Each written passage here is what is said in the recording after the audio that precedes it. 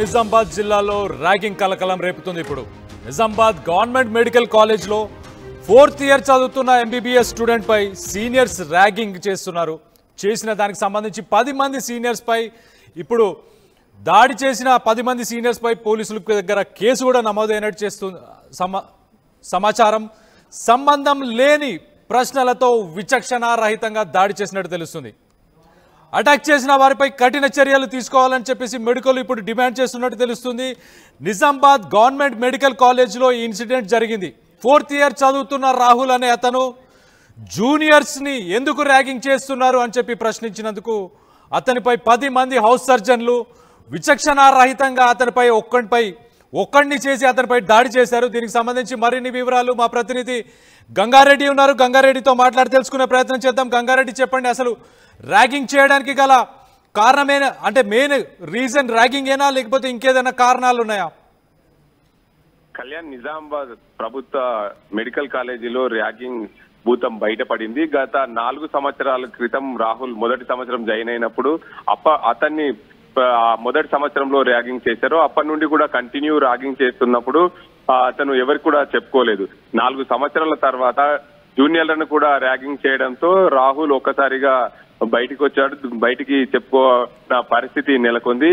అయితే ఏదైతే ప్రభుత్వ మెడికల్ కాలేజీలో హాస్టల్ ఉండే సీనియర్స్ అందరూ కూడా బయట డే స్కాలర్ కు వచ్చే స్టూడెంట్స్ ను ర్యాగింగ్ చేసేందుకు సిద్ధమవుతారని చెప్పి రాహుల్ ఫిర్యాదులో పేర్కొన్నాడు. అయితే రాహుల్ 4వ సంవత్సరం మెడిసిన్ చదువుతున్న నేపథ్యంలో గత 4 సంవత్సరాలుగా ఆయన అనుభవించిన బాధని ఒక్కసారిగా మెడికోలు నన్ను ఇబ్బంది పెడుతున్నారనే కోణంలో, జూనియర్లను ఇబ్బంది పెడుతున్నారనే కోణంలో కూడా పోలీసులకు ఫిర్యాదు చేశారు. పోలీసులు అయితే ప్రభుత్వ జిల్లా జనరల్ ఆసుపత్రికి వచ్చారు. జిల్లా జనరల్ ఆసుపత్రిలో మాత్రం ఆసుపత్రి సూపరింటెండెంట్ మాత్రం ఎక్కడ కూడా ర్యాగింగ్ జరగలేదనే కోణంలో కూడా చెప్తున్న పరిస్థితి ఉంది. డ్యూటీల విషయంలో వివాదం జరిగిందని ఆసుపత్రి సూపరింటెండెంట్ అయితే చెప్తున్నారు. దానికి అంతకు సంబంధించి రాహుల్ మాత్రం పోలీసులకు ఫిర్యాదు చేశాడు. విచారణ జరుపుతున్నాం, ఇంకా మరికొందరిని విచారించాల్సి ఉంది అని చెప్పి ఎస్హెచ్ఓ చెప్తున్న పరిస్థితి. ఏదేమైనప్పటికీ ప్రభుత్వ ఏదైతే మెడికల్ కళాశాలలో ర్యాగింగ్ పై విచారణ చేపట్టడానికి పోలీసులు అయితే సిద్ధమైన నేపథ్యంలో పూర్తిగా సీసీ ఫుటేజ్, అటెండెన్స్ రిజిస్టర్లు కూడా పరిశీలిస్తున్నారు. డ్యూటీల విషయంలో వివాదమో మరి ఎక్కడైనా ర్యాగింగ్ విషయంలో వివాదం చెలరేగిందా అనే కోణంలో కూడా పోలీసులు దర్యాప్తు చేస్తున్నారు. రాహుల్ ఏదైతే 4వ సంవత్సరం మెడిసిన్ చదువుతున్న రాహుల్ ఫిర్యాదు మేరకే ఇదే పోలీసులు అయితే రంగంలోకి దిగారు. ప్రభుత్వ మెడికల్ కళాశాల, ప్రభుత్వ జనరల్ ఆసుపత్రిని కూడా సందర్శించారు పోలీసులు. దీనికి అంతకు సంబంధించి విచారణ చేపడుతున్నారు. ర్యాగింగ్ అంశం అయితే ఉంటే మాత్రం కఠిన చర్యలు ఉంటాయి. 4 సంవత్సరాలుగా ర్యాగింగ్ కు అనుభవించానని చెప్పి రాహుల్ ఫిర్యాదులో పేర్కొనడంతో ఇదంతా చర్చాంశనీయంగా మారింది. కళ్యాణ్, గంగారెడ్డి, ఎవరైనా అరెస్ట్ చేశారా ఇప్పుడు ఆ హౌస్ సర్జన్స్ కానీ ఆ సీనియర్స్ ఎవరైతే ర్యాగింగ్ చేశారో? కళ్యాణ్, ఇప్పటికైతే ఎవరిని అరెస్ట్ చేయలేదు. పూర్తి స్థాయిలో అందరినీ విచారిస్తున్నారు. సీసీ ఫుటేజ్ ను కూడా పరిశీలిస్తున్నారు పోలీసులు. దానికి అంతకు సంబంధించి ఆసుపత్రి సూపరింటెండెంట్ గానీ, ప్రభుత్వ మెడికల్ కళాశాల ప్రిన్సిపల్ గానీ పూర్తి స్థాయిలో ఎంక్వైరీ అయితే చేస్తున్నారు పోలీసులు. దీనికి అంతటి గల కారణాలేంటి, అసలు ఎక్కడ వివాదం మొదలైంది, ఎక్కడ ఇంత ర్యాగింగ్ కు ఈ అంశం బయటికి ఎందుకు వచ్చిందనే కోణంలో కూడా పోలీసులు పూర్తి స్థాయిలో దర్యాప్తు అయితే చేస్తున్నారు. రాహుల్ ఫిర్యాదు మేరకు ఖచ్చితంగా దీనిపైన ఎంక్వైరీ చేయాలని చెప్పి రాహుల్ పట్టుబట్టడంతో ఇదంతా బయటికి వచ్చింది అని చెప్పవచ్చు.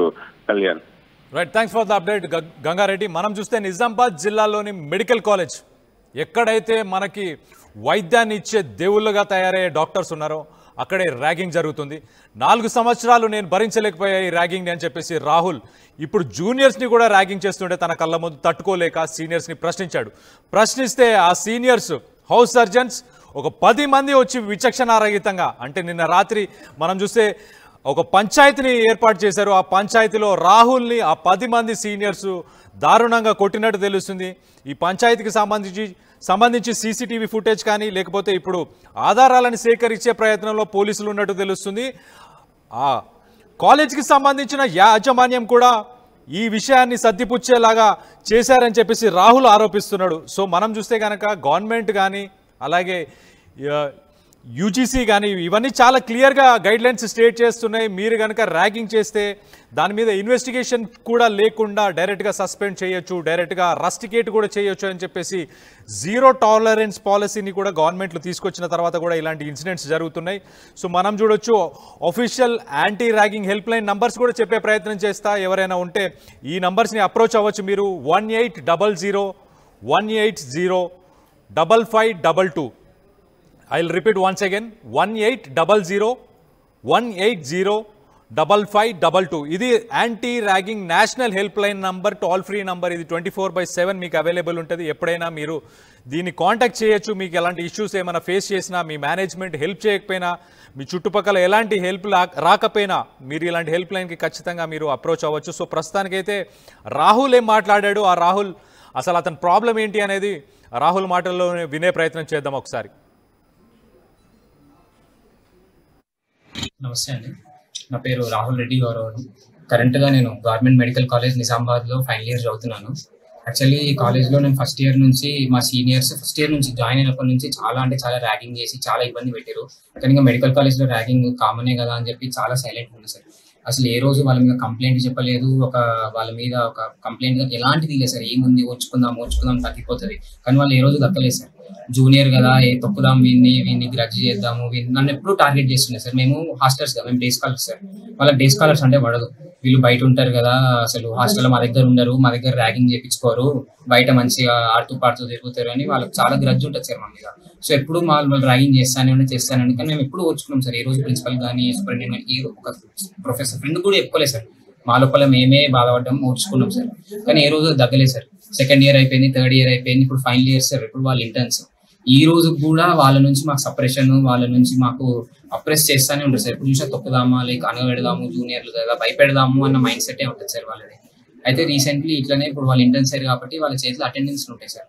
లాస్ట్ 5 days నేను ఓబీజీకి గైనకాలజీ పోస్టింగ్ ఉండే సార్. పోస్టింగ్కి పోయినాక కూడా అక్కడ నాకు ప్రజెంట్ పడింది సార్.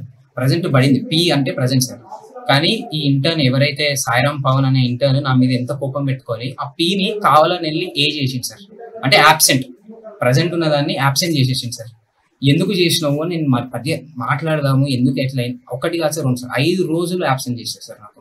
నేను పోయినాక కూడా 5 రోజులు పీని, అప్పుడు ఆ రిజిస్టర్ చూసినా కళ్ళకు కట్టినట్టు కనిపిస్తుంది సార్. పీని చేశారు. నేను పోయినా సార్ మాట్లాడదామని, ఏమైంది అసలు ఎందుకు ఇట్లా చేసారు అని. పోతే అసలు ఎవడరా నువ్వు, నాతో మాట్లాడతావా, నువ్వు అంత ధైర్యం ఉందా అని చెప్పి నా మీదకి చాలా అరిచారు సార్. లేబర్ రూమ్ లోనే అరిచేసారు. అరిస్తే దాని తర్వాత ఇప్పుడు ఇంకో వారంలో మా కాలేజ్లో వినాయక చవితి ఈవెంట్ సార్.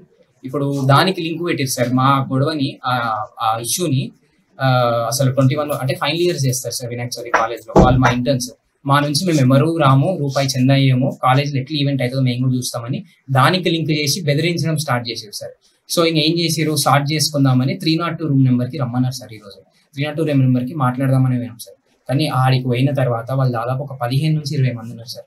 15 నుంచి 20 మంది పోవుడే అసలు వాళ్ళు మాట్లాడే భాష కానీ, వాళ్ళు మాట్లాడే బూతులు కానీ మొత్తం ఇట్లా భయపెడదాము, ఒకటి కార్నర్ వేసి ఒక 20 మంది భయపెడదాము అన్నట్టు మాట్లాడుతారు. ఘోరం బూతులు సార్. నోరు తెరిస్తే బూతు, నోరు మాట వెనకాల బూతు, మాట ముందు బూతు. సరే ఇప్పుడు ఏం చేద్దాం, మా ఈగో సాటిస్ఫై కావాలని చెప్పి వాళ్ళు ర్యాగింగ్ చేసి స్టార్ట్ చేశారు సార్. ఎయిర్ చైర్ వేయించి